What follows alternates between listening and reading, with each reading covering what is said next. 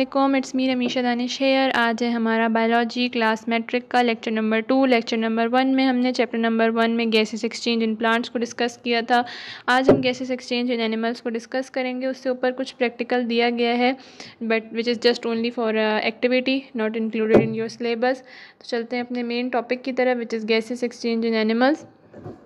जिस तरह से हमने लेक्चर 1 में डिस्कस किया था कि प्लांट्स जो है वो गैसेस एक्सचेंज करते हैं दो इंपॉर्टेंट फंक्शंस को करने के लिए, which is photosynthesis and respiration. मतलब पहले प्लांट गैसेस एक्सचेंज करता है, फिर वो फोटोसिंथेसिस के प्रोसेस के थ्रू अपना फूड खुद प्रिपेयर करता है और फिर रेस्पिरेशन के ज़रिए उसी प्रिपेयर्ड फूड को ब्रेक डाउन करता है ताकि एनर्जी हासिल कर सके। लेकिन जैसे कि हम जानते हैं कि एनिमल्स या ह्यूमंस जो हैं वो हेट्रोट्रॉपिक हैं, वो अपना खाना खुद प्रिपेयर नहीं करते बल्कि दूसरे सोर्सेज से लेते हैं। इसलिए उनमें जो गैसेस एक्सचेंज का प्रोसेस होता है वो सिर्फ एक ही फंक्शन से लिंक्ड होता है, विच इज़ रेस्पिरेशन।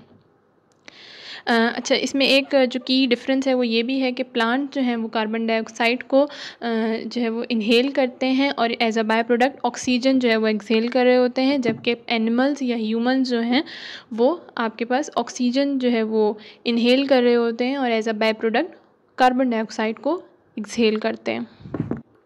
जैसे कि मैंने आपको बताया कि एनिमल्स में या ह्यूमंस में जो गैसेस एक्सचेंज का प्रोसेस होता है वो सिर्फ एक फंक्शन से लिंक्ड होता है, विच इज़ रेस्पिरेशन। सो इस वजह से बहुत सारे केसेस में ऐसा होता है, सिर्फ ह्यूमंस और एनिमल्स में ऐसा होता है कि हम रेस्पिरेशन और गैसेस एक्सचेंज को सेम मीनिंग्स में भी यूज़ कर रहे होते हैं, जो कि कई हद तक ठीक भी होता है क्योंकि दोनों प्रोसेस एक दूसरे से बहुत हद तक लिंक्ड होते हैं, बट वैसे ये दो मुख्तलिफ बातें हैं। लेकिन हमारे पास यहाँ पे कुछ जो है वो गैसेस एक्सचेंज का जो दो मीडियम्स होते हैं जिसमें गैसेस एक्सचेंज हो रही होती है, उनको हम रेस्पिरेटरी मीडियम कहते हैं, जो कि एक्वेटिक एनिमल्स के लिए वाटर होता है जबकि टेरेस्ट्रियल एनिमल्स के लिए एयर होती है। ऑक्सीजन की जो अमाउंट है वो एयर और वाटर में अलग अलग होती है। एयर में आपके पास 21% मॉलिक्यूलर ऑक्सीजन प्रेजेंट होता है, जबकि वाटर में 5% मॉलिक्यूलर ऑक्सीजन प्रेजेंस होता है। जितने भी एनिमल्स हैं उनका अलग अलग रेस्पिरेटरी सरफेस है जिसके थ्रू वो गैसेस एक्सचेंज का प्रोसेस कर रहे होते हैं। जिस तरह से यूनिसेलुलर ऑर्गेनिजम्स हैं, प्रोटोजोआ हैं, बैक्टीरिया हैं, उनकी जो प्लाज्मा मेम्ब्रेन्स होती है यानी कि अ टाइप ऑफ उनकी जो स्किन होती है वही रेस्पिरेटरी सरफेस का काम कर रही होती है। मल्टी सेलुलर ऑर्गेनिजम्स में उनके कुछ इंटरनल ऑर्गन्स या इंटरनल सरफेसेस जो हैं वो रेस्पिरेटरी सरफेस का काम कर रही होती हैं। फॉर एग्जांपल फ़िशेस में उनके गिल्स जो हैं वो रेस्पिरेटरी सरफेस का काम कर रहे होते हैं। ह्यूमंस में लंग्स होते हैं। इसी तरह से और बहुत से डिफरेंट एनिमल्स में रेस्पिरेटरी सरफेसेस डिफरेंट होती हैं। सरफेस की यहाँ पे हमें 4 प्रॉपर्टीज़ दी गई हैं कि रेस्पिरेटरी सरफेस को कैसा होना चाहिए। सबसे पहले thin, wet, permeable and large in relation to the volume of body. सबसे पहले जो आपकी रेस्पिरेटरी सरफेस है जोन सी भी है जिस भी एनिमल की, उसको थिन होना चाहिए, पतला होना चाहिए, ताकि जो भी दो गैसेस एक्सचेंज हो रही हैं वो ईज़िली एक्सचेंज हो सकें। दूसरी बात ये कि उसको वेट होना चाहिए। अब यहाँ वेट से मुराद पानी से गीला होना नहीं है, बल्कि किसी न किसी म्यूकस से या एनी अदर लिक्विड से जो है वो जो इंटरनली खुद ब खुद ही प्रिपेयर हो रहा होता है उससे जो है वो उसका वेट होना ज़रूरी है, जो उसको ड्राई ना होने दे। तीसरी चीज़ है परमिएबल। परमिएबल को अगर मैं आपको इजी वर्डिंग में समझाऊं तो जो हमारी चाय की छन्नी होती है वो जो है वो परमिएबल होती है, यानी कि वो कुछ चंद लिमिटेड या सिलेक्टेड चीज़ों को ही अपने आर पार जाने की इजाज़त देती है। जब हम चाय को छानते हैं तो चाय नीचे चली जाती है, जबकि चाय की पत्ती जो है वो ऊपर छन जाती है, क्योंकि जो स्टेनर होता है वो अलाउ करता है सिर्फ लिक्विड को अपने से पास थ्रू होने का, जबकि वो जो सॉलिड कुछ पार्टिकल्स होते हैं चाय की पत्ती को उनको रोक लेता है। इसी तरह जो आपकी रेस्पिरेटरी सरफेस होती है वो भी परमिएबल होती है, सिर्फ उसी गैस को अलाउ करती है जिसकी अंदर नीड है। यानी कि हमारी जिस तरह हमें अंदर ऑक्सीजन की नीड है, हम अंदर ऑक्सीजन ले रहे होते हैं, तो हमारी जो रेस्पिरेटरी सरफेस है वो सिर्फ और सिर्फ ऑक्सीजन को ही अलाउ करेगी कि वो अंदर आए और कार्बन डाइऑक्साइड बाहर जाए। वो किसी और दूसरी गैस को, नाइट्रोजन है, जो दूसरी भी और किस्म की गैसेस होती हैं, उनको अंदर जाने के लिए अलाउ नहीं करती। इसीलिए किसी भी रेस्पिरेटरी सरफेस का परमिएबल होना बहुत ज़्यादा ज़रूरी है। चौथी हमारे पास जो उसकी प्रॉपर्टी है वो है large in relation to the volume of body. यानी कि जो आपकी रेस्पिरेटरी सरफेस हो वो आपके बॉडी के वॉल्यूम, यानी कि जो आपकी बॉडी का साइज़ है, आपकी बॉडी का वेट है, वो उससे डबल होनी चाहिए, अगर डबल ना भी हो तो उससे कुछ लार्ज होनी चाहिए। यहाँ जो हमसे बात की गई है कि उस रेस्पिरेटरी सरफेस को लार्ज होना चाहिए, उसकी कुछ एग्जांपल नीचे दी गई है और उसको क्यों लार्ज होना चाहिए उसका हमें रीज़न बताया गया है। सबसे पहली बात तो ये कि उसको इसलिए वो सफिशेंटली लार्ज वो होनी चाहिए ताकि वो जो गैसेस ने एक्सचेंज होना है वो गैस जो एक्सचेंज हो रही हैं गैसेस वो बॉडी के हर सेल तक पहुंच सकें। ये ना हो कि वो इतनी सी सिर्फ गैस को एक्सचेंज करे जो कि उसकी बॉडी के लिए सफिशिएंट ही ना हो, वो उसके हर सेल को जो है वो पहुंच ही ना सके। इसीलिए रेस्पिरेटरी सरफेस का बॉडी के वॉल्यूम से लार्ज होना बहुत ज़रूरी है ताकि वो एक्स्ट्रा गैस को ही अपने अंदर स्टोर करे और बॉडी के हर सेल तक पहुंचाए। अब फॉर एग्जांपल यहाँ ह्यूमन की जो है वो रेस्पिरेटरी सरफेस की बात की गई है। अब सबसे पहले तो ये जानना बहुत ज़रूरी है कि आखिर ह्यूमन की रेस्पिरेटरी सरफेस क्या है।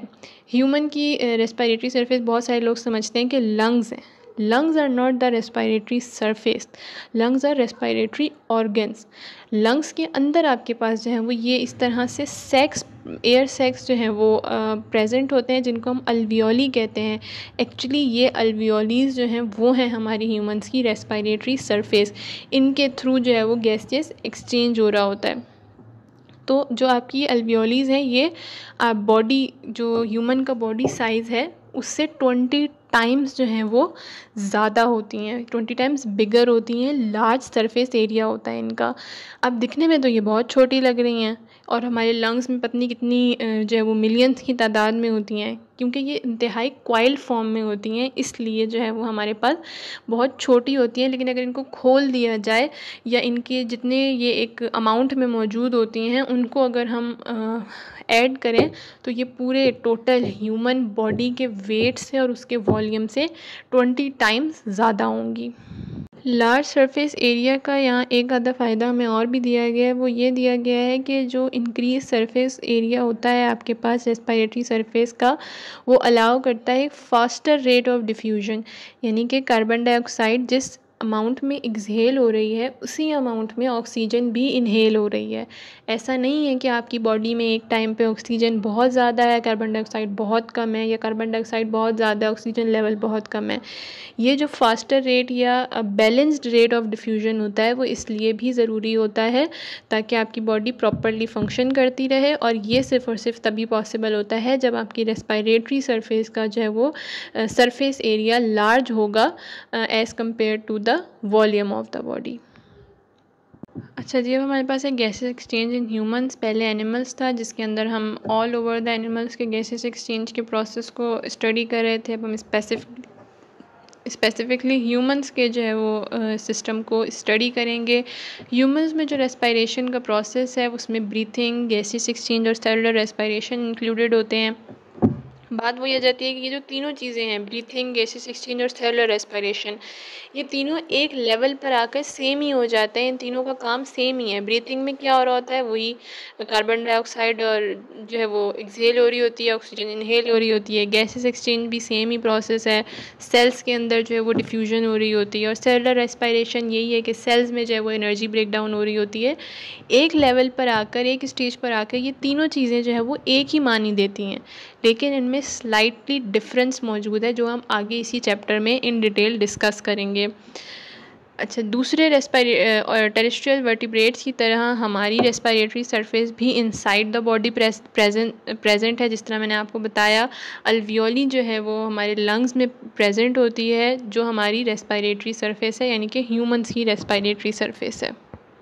जिस तरह मैंने आपको पहले बताया कि ह्यूमंस में जो गैसेस एक्सचेंज का प्रोसेस हो रहा होता है वही उनका रेस्पिरेशन का प्रोसेस भी होता है। तो ह्यूमन रेस्पिरेटरी सिस्टम के थ्रू ही जो है वो ह्यूमंस गैसेस एक्सचेंज कर रहे होते हैं। ह्यूमन रेस्पिरेटरी सिस्टम्स में जो है वो हमारे पास होते हैं, ह्यूमंस में होते हैं पेयर्ड लंग्स। जिस तरह से मैंने बताया कि लंग्स जो हैं वो आपका रेस्पिरेटरी ऑर्गन है जो लोकेटेड होते हैं थॉरिक जो है वो बायोलॉजिकल नेम है किसका, चेस्ट का। हम लंग्स जो है वो हमारे चेस्ट कैविटी में मौजूद होते हैं। एंड एयर पैसेज वेज, यानी कि लंग्स भी मौजूद होते हैं और एयर पैसेज वेज जो हैं यानी कि एयर के पास होने के जो रास्ते हैं वो भी हमारे रेस्पिरेटरी सिस्टम में ही इंक्लूड हैं। रेस्पिरेटरी सिस्टम का जो मेन हमारे पास ऑर्गन है, जो रेस्पिरेटरी ऑर्गन है ह्यूमंस में, वो है लंग्स। यहाँ पे जो है वो लंग्स की हेडिंग है, लेकिन इसके नीचे जो है वो पूरा आपका जो रेस्पिरेटरी सिस्टम है from mouth to the lungs, ये जो है वो यहाँ डिस्क्राइब किया गया है। ये पिक्चर यहाँ थोड़ी जो है वो छोटी है, ब्लर है, यहाँ से समझाना थोड़ा मुश्किल है। मैं आपको जो है वो एक बड़ी पिक्चर पे समझाती हूँ। आप अपनी बुक्स जो है वो अपने सामने रखें। मैं आपको डायग्राम के थ्रू जो है वो इसके अंदर मौजूद ये जितने भी नेम्स हैं और जो भी इसके अंदर लिखा है वो मैं आपको उस डायग्राम में समझाने की कोशिश करती हूँ।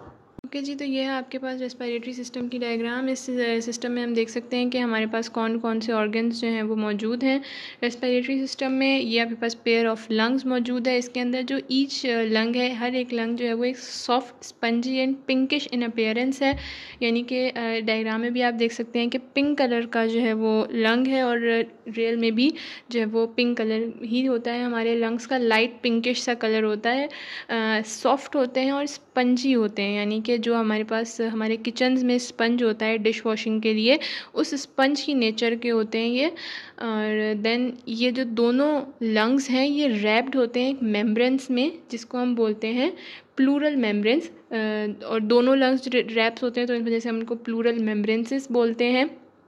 इन प्लूरल मेम्ब्रेन्स के दरमियान जो है वो कुछ गैप होता है, क्योंकि दो उनकी मेम्ब्रेन्स होती हैं, तो उनके दरमियान जो गैप होता है उसके अंदर एक फ्लूइड फिल्ड होता है जो कि लुब्रिकेंट का काम कर रहा होता है। उसको जो है वो ये जो आपके पास प्रेजेंट होता है लुब्रिकेंट के तौर पे, जो आपके पास एक फ्लूइड प्रेजेंट होता है, वो आपकी ब्रीथिंग को, यानी कि जो गैसेस एक्सचेंज हो रहा है उसको मोर ईजियर और मोर फास्टर बना देता है। ये जो दोनों लंग्स हैं ये जो है वो आपके पास इनक्लोज्ड होते हैं एक बोनी केज में, जिसको हम अगर मैं आपको आसान ज़बान में समझाऊं तो जिसको हम रिब्स बोलते हैं। ये रिब्स के एक बोनी से केज में इनक्लोज्ड होता है जो इसको प्रोटेक्शन देती हैं। हमारा जो रेस्पिरेटरी सिस्टम स्टार्ट होता है वो हमारी नोज़ से, यानी कि नेसल कैविटी से स्टार्ट होता है हमारा। नेसल कैविटी भी जो है वो हमारे रेस्पिरेटरी सिस्टम में इंक्लूडेड है, और हमारा माउथ भी जो है वो रेस्पिरेटरी सिस्टम में इंक्लूडेड है। तो ये हमारी नोज़ आ गई यहाँ से, नेसल कैविटी, एंड देन हमारा माउथ आ गया। जैसे ही हमारे माउथ और नेसल कैविटी जो है वो इकट्ठी होती हैं यहाँ पे एक ट्यूब लाइक स्ट्रक्चर में, which is known as larynx. Larynx हमारे पास जाके खुलती है एक और ट्यूब में। ह्यूमन रेस्पिरेटरी सिस्टम में जो है वो स्टार्ट होता है नोज़ से या माउथ से, तो नेसल कैविटी और माउथ कैविटी जो है के थ्रू ही जो है वो गैसेस एंटर होती हैं इनसाइड द बॉडी।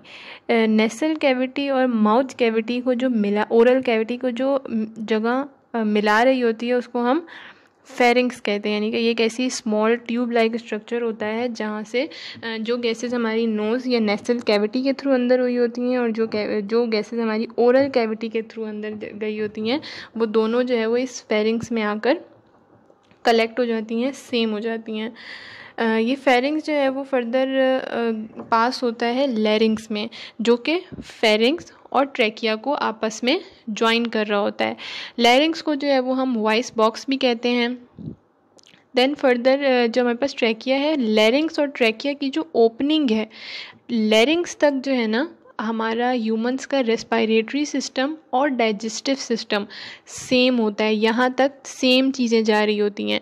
इसीलिए यहाँ लैरिंग्स के बिल्कुल बराबर में हमारा एसोफेगस होता है जो स्टमक तक जाता है, और यही लैरिंग्स जो है वो फूड भी जो है वो देता है एसोफेगस को और ऑक्सीजन देता है ट्रैकिया को। इसीलिए इस लैरिंग्स और ट्रैकिया के दरमियान में जो है वो हमारे पास एक ट्यूब लाइक स्ट्रक्चर या एक ओपनिंग प्रेजेंट होती है जिसको हम ग्लॉटस कहते हैं, और उसके ऊपर एक लिड होता है जिसको एपीग्लॉटस बोला जाता है। जब हम खाना खा रहे होते हैं तो वो एपीग्लॉटस जो है वो बंद हो जाता है, जो हमारे पास ग्लॉटस है वो बंद हो जाता है, और इसी वजह से हमारा खाना जो है वो हमारी, जिसको हम कहते हैं सांस की नाली, तो हमारी सांस की नाली में नहीं जाता और एसोफेगस में ही जाता है। और जब हम खाना नहीं खा रहे होते, नॉर्मल ब्रीथिंग हो रही होती है, तो वो खुल जाता है, और फिर जो भी हमारी माउथ से भी हम जो सांस ले रहे होते हैं वो भी हमारे पास ट्रैकिया में ही जा रही होती है।